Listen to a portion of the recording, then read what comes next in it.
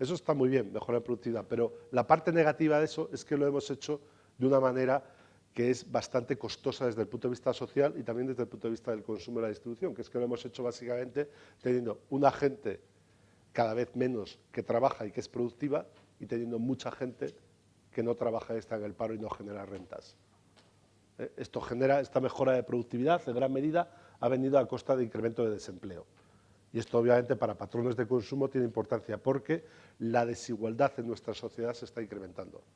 La desigualdad de rentas y la desigualdad de riqueza se está incrementando brutalmente. No tenemos datos buenos sobre ello todavía, por estos son datos que se tardan en acumular, pero toda la evidencia sugiere eso, claramente, ¿no?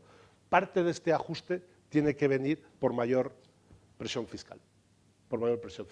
Aquí tenéis el ratio de ingresos públicos con respecto de PIB al principio de la crisis y después el año 2011, que es el último año que hay datos. El año pasado subió aproximadamente un 1% para España, pero no hay datos comparables. Esto es la evolución de los gastos, la diferencia en la caída de los ingresos públicos como consecuencia de la crisis en un montón de países europeos. Y como veis, hay algo aquí que sobresale, es España. En España los ingresos públicos se han hundido, porque antes los ciudadanos pagaban muchos impuestos. Y estamos en la paradoja esta de que hasta el 2007 se bajaban los impuestos, aunque se pagaban mucho, y ahora se suben los impuestos, aunque se recauda muy poco. Con lo cual, parte del ajuste tiene que venir por subidas de impuestos. El candidato número uno, sin lugar a dudas, a la mejora de la imposición, hay dos. Uno es el incremento de la imposición indirecta, la imposición al consumo o a los bienes inmuebles, o la alteración de bases, básicamente la bajada de tipos efectivos, la bajada de tipos nominales más cercana a los tipos efectivos a cambio de un incremento de las bases. Para que lo entendáis, básicamente, que se cambien las bases del IVA, para que más porcentaje más grande del cesta de la compra esté al tipo normal o al tipo reducido, y no esté al tipo exento o al superreducido.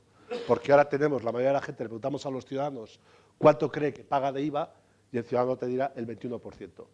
La realidad es que con respecto de la cesta de consumo que hace, el tipo efectivo es de un dígito, es en el entorno del 9,2%, porque la mayoría de la cesta de consumo está en bases exentas o superreducidas. Con lo cual, uno de estos dos componentes, pero sin lugar a dudas, probablemente la imposición indirecta. En cualquier caso, si fuera la imposición directa, esto también tiene implicaciones directas para el consumo, porque reduciría la renta disponible de los ciudadanos. Con lo cual, en ese sentido, la consolidación fiscal va a tener todavía impacto negativo en la demanda interna. Además, nos queda por finalizar, dentro de los componentes que os he dicho, el consumo de las familias. Aquí, lo que tenéis aquí, y esta es la parte que creo que es particular del mercado español y creo que debemos de estudiar y que vuestro sector debe ser relevante, que es el componente del ajuste laboral y cómo se está haciendo el componente del ajuste laboral. Mirad, aquí tenéis básicamente la distribución de la fuerza laboral en España por sectores en el año 2008 y a finales del año 2011, que es el momento que tenemos comparable, y cómo era esto en la zona euro, es decir, en qué trabajaba la gente antes de la crisis, en qué trabaja. Como os podéis imaginar, la construcción era el 13% del empleo, ahora es el 7%, es 6%, por ponerlo en perspectiva, ¿no? 6% de 20 millones aproximadamente, o 22 millones, estrictamente en construcción, ni siquiera en empresas vinculadas, significa directamente 1,4 billones de puestos de trabajo que se han perdido en la construcción.